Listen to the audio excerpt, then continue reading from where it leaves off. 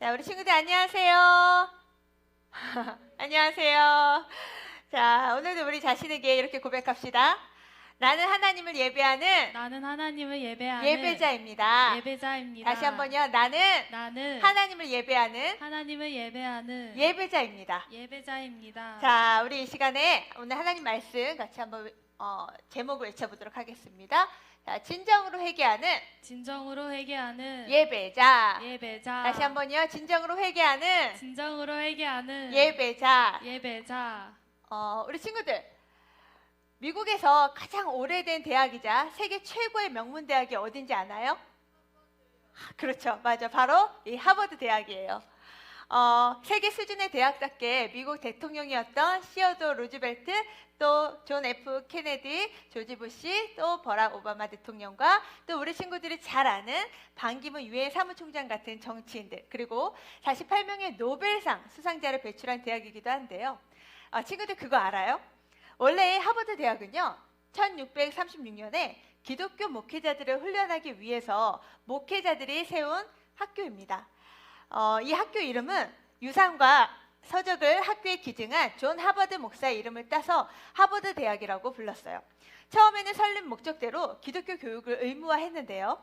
1869년부터 전문적인 학문 연구 기관으로 바뀌면서 선택 과목제를 도입했고요. 이 제도는 미국 대학 교육 과정의 시작이 되었어요. 세계 최고의 명문대인 하버드 대학교에는요, 아주 특별한 교훈이 있는데요. 그것은 바로 진리예요. 친구들, 진리가 뭐예요? 진리는 온 세상 만물의 주인이신 하나님을 아는 것이죠. 그래서 하버드 대학의 설립 목적은 학생들의 삶과 공부의 목적이 하나님을 알고 또 영생이신 예수 그리스도를 아는 것이다 라고 말합니다. 하버드 대학은요, 미국의 경건한 그리스도인들이 목회자를 길러내고 또 세상을 하나님 나라로 바꿀 수 있는 하나님 나라의 일꾼들을 세우기 위해 특별한 목적과 사명을 가지고 세운 학교예요. 그런데 최근에 하버드 대학에요, 우리 친구들 교가 알죠? 학교 교가. 그 노래 교가에 빛과 진리라는 단어가 있는데, 그 빛과 진리라는 단어가 너무 기독교적이라서 이 단어를 빼야 한다는 소리가 있었어요. 그리고 결국 그 가사를 없애는 일들이 진행되고 있었는데요. 무슨 말이에요? 그 학교의 이념과 가치인 기독교 가치 정신을 포기한다는 소리죠. 안타깝게도 시간이 갈수록 이 하버드 대학은요, 학문적으로는 너무나 아주 굉장히 뛰어났지만 원래의 사명과 목적의식은 잃어가고 있는 것 같아요. 그렇다고 친구들, 하버드 대학을 목표로 하고 있는 친구들이 하버드 대학 포기하는 소리는 아니에요. 오히려 하버드 들어가서 그 빛과 진리의 사명을 회복해야겠죠. 그런데 이렇게 사명과 방향을 잃어버린 모습은요, 교회 안에도 일어나고 있다는 거예요. 요즘 많은 사람들이 한국 교회가 위기라고 말합니다. 코로나 위기 속에서 뉴스나 매스컴 등등에서 한국 교회가 핫 이슈예요. 근데 그건 한국 교회가 빛과 진리로서의 역할을 잘하고 있다거나 이렇게 칭찬받는 이야기라기보다는, 아니 도대체 하나님을 믿는다는 그 종교 집단이 왜 이렇게 이기적이야? 왜 이렇게 개념이 없어? 하는 맹비난이 쏟아지고 있어요. 예수님을 믿는다고는 하지만 예수님을 믿는 자다운 삶이 잘 보이지 않으니 이런 부끄러운 일들이 생기는 거죠. 뿐만 아니라 지금 한국 교회에요, 주일학교가 없는 교회가 50%가 이상이에요. 절반 이상이 주일학교가 모이질 않고 있대요. 우리 주일학교 친구들이 한국 사회와 교회의 미래인데 그 미래를 세상에 빼앗기고 있다는 소리예요. 자, 그렇다면 우리는 이 위기에서 어떻게 해야 되나요? 어떻게 다시 원래 하나님이 주신 그 빛과 진리의 사명을 회복할 수 있을까요? 우리 다 같이 요한일서 1장 9절 말씀 함께 읽겠습니다. 우리 말씀 시작. 만일 우리가 우리 죄를 자백하면 그는 미쁘시고 의로우사 우리 죄를 사하시며 우리를 모든 불의에서 깨끗하게 하실 것이요. 하나님께서 우리에게 뭐라고 말씀하세요? 우리 죄를 자백하면, 너희가 진짜 사명을 회복하기 원하니 그렇다면 진정한 회개로 나아가라고 말씀하고 계시는 거예요. 오늘 본문 말씀 속에서요, 요시야 왕은 온갖 죄악으로 물들어 망해가는 남유다의 소망의 빛을 보여주고 있는데요. 과연 요시야 왕이 진정한 회개로 나아가기 위해서 어떤 몸부림을 치는지 우리가 살펴보고 우리는 이런 위기 속에 어떻게 반응해야 되는지 함께 은혜를 나누기 바랍니다. 자, 첫 번째, 진정한 회개를 하기 위해서 다른 것이 아닌 하나님을 찾으라는 거예요. 따라해 봅시다. 하나님을 찾으라. 하나님을 찾으라. 다시 한번 하나님을 찾으라. 하나님을 찾으라. 친구들, 이스라엘이라는 나라는요, 원래 하나님께서 거룩한 제사장의 나라로 선택하여 구별하신 나라예요. 무슨 말이냐면 하나님이 이스라엘이라는 나라를 통해서 온 세계가 복을 얻고 또 온 열방이 하나님을 바라보며 구원받는 수 있도록 그런 축복의 나라로 사용하신다는 거예요. 그런데 이 이스라엘이라는 나라가요, 이 사명을 잊어버리고 온갖 우상 숭배와 죄악으로 망해가고 있었어요. 오늘 본문에 나타나는 요시아가요, 요시아가 왕으로 활동하던 그 시대에는 북이스라엘이 심각한 우상 숭배로 이미 멸망하고 없어진 때예요. 비록 남유다는 착한 왕이 좀 더 있어서 북이스라엘보다 좀 더 긴 역사를 가지고 있었지만 역시나 우상 숭배와 죄악에 가득해 멸망이 코앞에 닥쳐진 그런 상황이죠. 요시아 왕은요, 남유다의 20명의 왕 중에 16대 왕이었고요. 또 8살의 왕이 되어서 31년간 유다를 다스린 왕이었어요. 자, 여기서 잠깐. 그럼 요시아 왕의 아버지는 누굴까요? 요시아 왕의 아버지. 자, 봅시다. 요시아 왕의 아버지. 바로 아몬입니다. 근데요, 이 아몬 왕은요, 2년밖에 통치를 못하고 죽습니다. 궁중의 신하의 반영으로 금방 죽게 되어요. 근데 이 아몬 왕은요, 성경에서 아주 악한 왕으로 평가해요. 그럼 요시아의 할아버지는 누굴까요? 아몬 왕의 아버지는 바로 므낫세예요. 이 므낫세는요, 남유다에서 가장 긴 시간 통치한 왕이에요. 무려 55년간. 그런데 가장 선한 왕이 가장 길게 통치하면 좋으련만 안타깝게도 이 므낫세 왕은요, 남유다에서 가장 악한 왕으로 성경은 평가하고 있어요. 우리 친구들, 북이스라엘에서 가장 악하고 또 가장 오랜 통치한 왕이 누구였어요? 이세벨의 남편? 바로 아합 왕이었죠. 아합 왕과 비슷하게 남유다의 온갖 우상들을 끌어들여서 우상들을 섬기고 믿었던 왕이 바로 므낫세라는 거예요. 얼마나 악했는지 하나님께서 선택한 이 이스라엘 왕이 자신의 아들을 불로 태워서 드리는 인신 제사를 드릴 정도였어요. 그럼 므낫세 왕의 아버지가 누구일까요? 짜자잔, 바로 이 왕입니다. 지난주까지 우리가 살펴봤던 하나님 앞에서 경건했던 왕, 바로 히스기야죠. 참 희한하죠. 아버지가 하나님을 잘 믿었다고 해서 자식이 하나님을 잘 믿는다는 보장이 없어요. 지난주 전사님 부전자전이란 말을 이야기했는데요. 이 부전자전이란 말처럼 부모님 신앙이 반드시 자녀의 신앙이 되리라는 보장이 없다는 거예요. 근데 참 아이러니하게도요, 우상을 섬기는 것이 매우 자연스러운 나라에서 신앙이 너무 좋은 왕이 나온 거예요. 그게 누구예요? 바로 악한 왕 므낫세의 손자요, 아몬의 아들인 오늘의 요시아 왕이라는 거예요. 친구들, 전도사님이요, 밤마다 전도사님 딸들에게 하는 말이 있어요. 예보나 예슬아, 너에게 하나님은 어떤 분이야? 너는 예수님이 너의 죄를 위해서 십자가에 죽으시고 다시 사셨다는 것을 진심으로 믿니? 우리 딸들이요, 믿는 것 같을 때도 있고 안 믿는 것 같을 때도 있다고 가끔씩 이렇게 종종 얘기를 하긴 해요. 그런데 전도사님이 이런 말을 해요. 얘들아, 아빠 엄마가 목사고 전도사님이라고 해서 너희들이 반드시 천국 가는 건 아니야. 아빠 엄마의 믿음으로가 아니라 예본이 예슬의 믿음으로 천국 가는 거야. 이런 말들을 합니다. 무슨 말이에요? 결국 하나님 앞에서 내 신앙이라는 거죠. 우리는 항상 하나님을 인격적으로, 다시 말해 내 마음과 내 생각과 내 의지를 다해서 하나님을 만나야 해요. 그래야 흔들리지 않는 믿음 생활을 할 수 있는 거죠. 그런데 친구들, 도대체 요시아는 누구에게 신앙을 배운 걸까요? 우리가 잠시 요시아 왕의 배경을 살펴봤지만 도무지 아버지나 혹은 할아버지의 믿음을 통해서 배울 것이 하나도 없음을 살펴봤어요. 그럼 도대체 누구일까요? 바로 예레미야 선지자예요. 남유다 당시 남유다의 왕들이 하나님을 떠나 하나님을 찾지 않고 우상을 따라 살았을 때 눈물로 애통하며 하나님의 마음과 말씀을 선포했던 예레미야 선지자를 본 어린 요시아 왕의 마음에 하나님을 갈망하며 또 하나님을 찾는 신앙이 자라가고 있었던 거예요. 우리 역대하 34장 1에서 3절 말씀을 함께 읽겠습니다. 시작.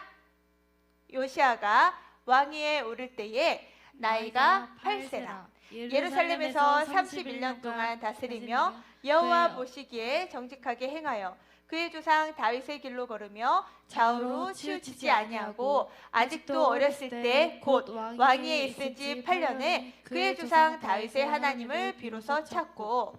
자, 친구들, 요시아 왕은요, 어두운 시대적인 상황 속에서도 하나님 앞에서 정직하고 또 하나님을 찾는 왕이었어요. 이것이 바로 하나님이 원하시는 왕의 모습이죠. 요시아는 다윗이 철저하게 보여준 성전 중심의 삶을 똑바로 살아갔고 왼쪽으로나 오른쪽으로나 한 걸음도 벗어나지 않았다고 성경은 평가하고 있어요. 성경에 수많은 왕들이 있었지만 이렇게 극칭찬을 받는 왕은 드물어요. 요시아가 이런 평가를 받을 수 있었던 이유가 무엇일까요? 그건 바로 요시아가 성전 중심의 삶을 살았기 때문이라는 거예요. 조상 다윗 왕처럼 하나님이 거하시는 성전 중심으로 살다 보니 요시아 왕은 성전을 관리하는 일도 아주 부지런하게 행했는데요. 우리 열왕기하 22장 5절 말씀을 같이 읽겠습니다. 시작. 여호와의 성전을 맡은 감독자의 손에 넘겨 그들이 여호와의 성전에 있는 작업자에게 주어 성전에 부서진 것을 수리하게 하되. 자, 요시아 왕은요, 자신이 나라를 다스린 지 18년째 되는 해에 여호와의 성전을 수리했다고 했어요. 요시아 왕이 성전 중심으로 생활을 한 까닭은 이 성전은 바로 누가 거하시는 곳이죠? 하나님이 거하시는 곳이기 때문이에요. 바로 하나님을 만나는 곳이기 때문이죠. 무슨 말이에요? 성전에서 하는 게 뭐예요? 하나님을 예배한다는 거죠. 그래서 성전에서 하나님을 찾고 또 하나님께 예배드리기 위해서 지금 요시아 왕은 성전을 새롭게 하고 있다는 얘기예요. 지난 60년간 악한 왕 므낫세와 또 아몬 왕이 성전을 그냥 방치한 탓에 너무나 많이 훼손되고 부서진 성전을 다시 고치고 있는 거예요. 왜 고친다고요? 성전은 하나님을 찾고 만나는 곳이기 때문이죠. 자, 사랑하는 소년부 친구들, 우리 친구들은 요즘 무엇을 찾고 있나요? 무엇을 열심히 찾고 있어요? 게임인가요? 아니면 유튜브인가요? 아니면 네이버 실시간 검색어인가요? 우리는 지금 온전한 예배를 위해서 친구들 하나님을 찾고 있습니까? 하나님이 거하시는 온전한 예배를 드리기 위해서 우리 친구들도 성전 중심의 신앙생활 하고 있나요? 하나님이 주인 되시는 내가 바로 교회고 성전이라고 전사님 지난주에도 말했는데요. 우리 안에 하나님의 성전이 우리 안에 수리되고 고쳐져야 될 것은 무엇이 있을까요? 하나님을 믿는다고 말은 하지만 또 하나님을 예배한다고 하지만 지금 이 시간에도 이 온라인 예배상에서도 전혀 세수도 하지 않은 채 눈곱도 떼지 않은 채 그냥 잠옷 입은 채로 예배를 너무 가볍게 여기는 모습, 또 헌금 시간인데도 지금 인터넷 예배 중이니까 그냥 건너뛰어도 되지 하고 그렇게 넘어가는 모습, 또 찬양 시간에도 마치 텔레비전 보듯이 그냥 우리 예쁜 김수지 선생님 그냥 마냥 바라보고 있는 이런 모습, 그리고 예배 중에 누워있거나 또 다른 생각하는 모습, 또 예배 시간에 핸드폰을 만지는 행동들, 굳이 달지 않아도 되는 댓글들을 달아서 다른 친구들에게 방해하는 행동들, 이렇게 예배에 집중하지 않는 나의 태도, 이런 태도가 어디서 나오는 걸까요? 하나님의 살아계심, 하나님을 두려워하지 않는 내 마음들, 하나님을 경외하지 않는 내 태도에서 나오는 거겠죠. 사랑하는 소년부 친구들, 우리는 우리의 성전의 모습에서 이런 모습들을 제거하고 이런 모습들을 하나님 앞에서 내려놔야 하는지 믿습니다. 그리고 우리가 찾아야 될 것은 지금 이 순간에도 하나님만을 예배하는 일에 우리의 마음을 다하여 하나님을 찾아야 되는 줄 믿습니다. 사랑하는 소년부 친구들, 우리는 우리 자신이 어디에 있든지 각 가정에서도 내가 하나님의 성전임을 기억하며 이 시간 진심으로 하나님을 찾는 예배자 되기를 축복합니다. 아멘. 자, 두 번째, 우리가 진정한 회개로 나아가기 위해서는 바로 잃어버린 말씀을 찾으라는 겁니다. 따라해 봅시다. 잃어버린 말씀을 찾으라. 다시 한번 잃어버린 말씀을 찾으라. 진정한 회개를 위해서 우리의 사명을 회복하기 위해서는요, 하나님 말씀을 찾아야 돼요. 자, 우리 8절 말씀을 같이 읽습니다. 시작. 대제사장 hil기야가 서기관 사반에게 이르되 내가 여호와의 성전에서 율법책을 발견하였노라 하고 hil기야가 그 책을 사반에게 주니 사반이 읽으니라. 자, 요시아가요 성전 수리를 시켜서 성전 수리를 하던 중에 대제사장 힐기야가 뭘 발견했어요? 율법책. 율법책이 뭐예요? 이 율법책은요, 구약 성경에서도 모세오경이에요. 그 성전 수리를 하는 중에 이 율법책이 발견되었다는 말은 그동안 유다 왕국에 말씀이 있었다는 거예요? 없었다는 거예요? 없었다는 거예요. 아니, 최소한 유다 나라에 75년간은 이 말씀이 없었다는 거예요. 왜요? 므낫세 통치가 몇 년이었다고요? 55년. 또 그의 아들 아몬의 통치가 2년. 그리고 지금 요시아가 왕이 된 지 18년 만에 성전 수리를 해서 이 율법책을 찾았으니 총 더하기 하면 75년인 거죠. 이 75년 동안 말씀이 없었으니 제대로 된 예배도 없었던 거예요. 기가 막히죠. 하나님께 선택받은 백성이 이스라엘 나라에 하나님의 말씀이 무려 75년 동안 없었다는 거예요. 물론 그 기간 동안 하나님께서는 여러 선지자들을 통해 이스라엘에게 말씀을 전해주시긴 했어요. 그런데 워낙에 이 악한 왕들이 하나님을 멸시하고 하나님을 믿는다고 하면서 우상을 섬기고 있으니 하나님의 말씀을 전하는 선지자의 소리도 무시했던 거죠. 심지어 그 선지자들을 핍박하고 죽이기까지 했었어요. 여기서 이 율법책은요, 바로 모세오경, 창세기, 출애굽기, 레위기, 민수기, 바로 신명기 중에 그 신명기인데요. 이 신명기는요, 우리 친구들이 너무나 잘 아는 홍해를 가른 그 모세 있죠.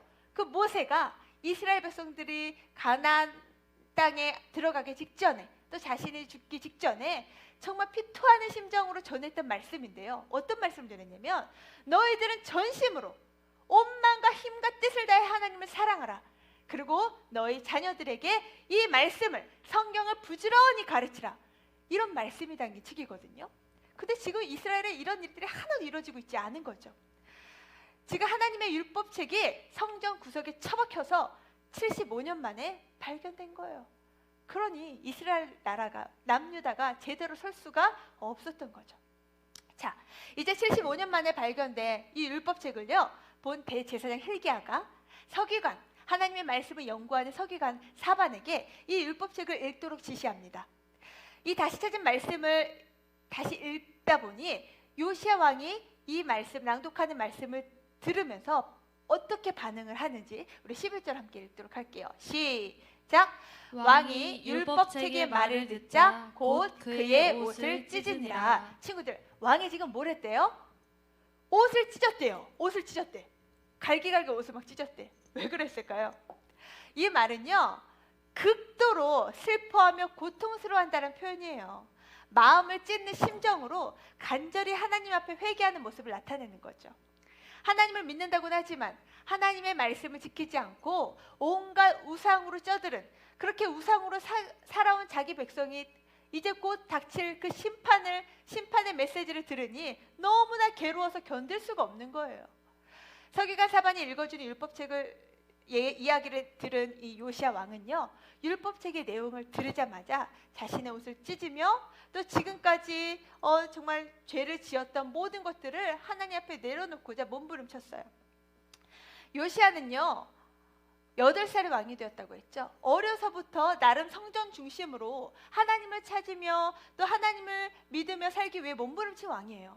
그런데 하나님 뜻대로 살기 위해 노력은 했지만 정작 하나님의 뜻을 나타내는 하나님의 말씀 없이 살다 보니, 그 말씀 앞에 자신과 자신의 민족을 비춰보니 엉망진창이라는 거죠. 그 죄악을 보며 너무나 견딜 수 없는 고통을 느끼는 거예요. 사랑하는 소년부 친구들, 성경은요, 무엇이 선이고 무엇이 악인지를 정확하게 말씀하세요.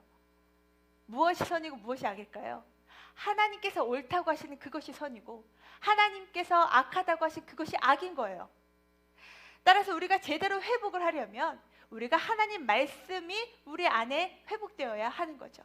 그래서 이제 하나님의 말씀을 듣고 알게 된 이상 요시야 왕은요, 더 이상 가만히 있지 않습니다. 요시야는요, 지금 이 말씀이 바로 내가 살 길이다 하고 움직이기 시작하는데요. 요시야는 이제 본격적으로요, 하나님 말씀을 기준 삼아 유대 나라에 있던 대대적인 종교 개혁을 일으킵니다. 그 내용 선생님이 다음 주에 알려줄게요. 친구들 궁금하죠? 우리 다음 주를 꼭 기대해 주세요. 사랑하는 소년부 친구들, 우리 친구들에게 지금 내 가슴을 찢고 요시야 왕처럼 나도 이렇게 하면 안 되는데, 이거 진짜 죄악인데 하고 말씀을 듣고 깨닫는 내 자신을 비추는 그 하나님 말씀, 우리 친구들에게도 있나요? 주일마다 설교를 들으면서 나 자신을 하나님 말씀 앞에 들여다보며 하나님을 찾고 또 회개하고 반성하고 있나요? 월화수목금토 평일에 내내 쫄쫄 내 영혼이 굶고 있다가 일주일에 딱 한 번 이 주일 설교 시간에 말씀을 듣고 땡 하는 건 아닌가요? 지난주도 전도사님이 이야기를 했지만 지금 학교를 일주일에 뭐 1회, 2회 혹은 3회 이렇게 가고 있는 걸로 알고 있는데요. 친구들 지금 이렇게 시간이 집에서 그나마 좀 많을 때 우리 친구들이 꼭 습관을 들여야 할 것, 그건 뭐라고 했어요? 전도사님이 대신방 할 때마다 우리 친구들한테 꼭 하는 얘기 있었죠. 바로 말다스죠. 근데 전도사님 대신방 하다 보니까 물론 지금 말다스를 열심히 쓰고 있는 친구들도 있어요. 아주 칭찬해주고 싶어요.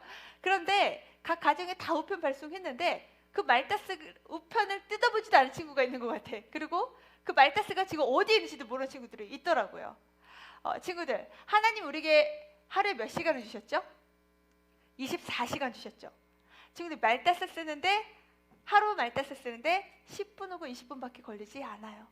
24시간 중에 하나님 나에게 전부를 주셨는데 내가 그 24시간 중에 10분, 20분도 하나님 앞에 하루에 드리지 못한다? 이걸 조금 우리가 고민해야 돼요. 이거 우리가 좀 문제가 있다는 걸 우리가 생각을 해봐야 돼요. 우리가 이렇게 하나님 말씀 없이 매일매일 살아간다면요, 우리도 남유다 다를 바가 없이 우리도 소망이 없이 한국교회가 소망 없이 갈 수밖에 없는 거예요. 사랑하는 소년부 친구들, 다시 한번 하나님 말씀으로 권면합니다. 하나님 말씀을 펴세요. 내 성경책을 펴세요. 이 말씀은 주일용이 아니에요. 매일의 양식으로 주신 생명이에요. 우리 친구들 자신의 성경책을 펴세요. 일주일 잔뜩 먼지 쌓여있다가 털털 털고 주일만 펴는 그런 성경책이 아니라 우리 친구들 매일 꼬박꼬박 밥을 새끼 챙겨 먹듯이 내 영혼에게도 꼬박꼬박 하나님 말씀을 챙기는 그런 소년부 친구 되기를 바랍니다. 하나님을 힘써 찾고 또 하나님의 말씀으로 돌아가는 것, 이것이 진정으로 우리가 하나님의 백성답게 살아가는 유일한 길인 줄 믿습니다. 아멘. 친구들, 그래서요 전도사님 이 시간에 우리 친구들에게 슬기로운 예배 생활을 제시하려고 합니다. 자, 함께 따라해 볼까요? 자, 1번부터 1번 시작. 예배를 준비하는 몸과 마음을 정결히. 자, 2번 우리 친구들 같이 집에서 따라하세요. 시작. 성경책과 설교 노트는 꼭 준비하기. 3번 헌금은 감사함으로 미리 준비하기. 4번 바른 자세로 예배에 집중하기. 5번 예배 시간에는 댓글보다는 말씀에 집중을. 자, 우리 친구들 아마 이렇게 슬기로운 예배 생활을 잘하고 있는 친구들도 있는 줄 믿습니다. 그러나 아직 이것이 틀에 아직 습관이 안 되어 있는 친구들은요, 오늘부터 이 슬기로운 예배 생활로 들어갈 수 있기를 축복합니다. 자, 사랑하는 소년부 친구들, 지금 한국 사회는요, 한국교회를 걱정하며 바라보고 있어요. 사실 한국교회가 한국 사회를 걱정하며 바라보며 기도해야 될 사명이 있는데 지금 뭔가 바뀌어져 있는 것 같아요. 소년부 친구들, 한국교회가 다시 살아나는 일은요, 남의 일이 아니에요. 바로 내 일이고 내 가정의 일이고 바로 우리 나라를 위한 아주 중요한 일이에요. 그러기에 다시 하나님을 찾읍시다. 다시 하나님의 말씀을 찾읍시다. 그 말씀 앞으로 나아갑시다. 매일매일 하나님을 찾고 그 하나님의 말씀을 따라 쓰며 그 말씀을 읽어나갑시다. 그래야 우리가 하나님 나를 향한 뜻이 무엇인지 발견할 수 있어요. 그리고 온전한 예배자로 살아갈 수 있는 겁니다. 사랑하는 소년부 친구들, 이번 한 주간도 하나님을 찾으며 잃어버렸던 그 하나님 말씀, 어딘지도 몰랐던 그 말씀 다시 찾아오세요. 그리고 그 말씀 내 생활 앞에 내려놓으세요. 그리고 하나님 앞에 구별하여 시간을 들여서 말씀을 따라 쓰세요. 그렇게 하여 진정한 회개와 예배자로 나아가는 우리 소년부 친구들 다 되기를 예수님의 이름으로 축복합니다. 아멘. 우리 함께 찬양하겠습니다.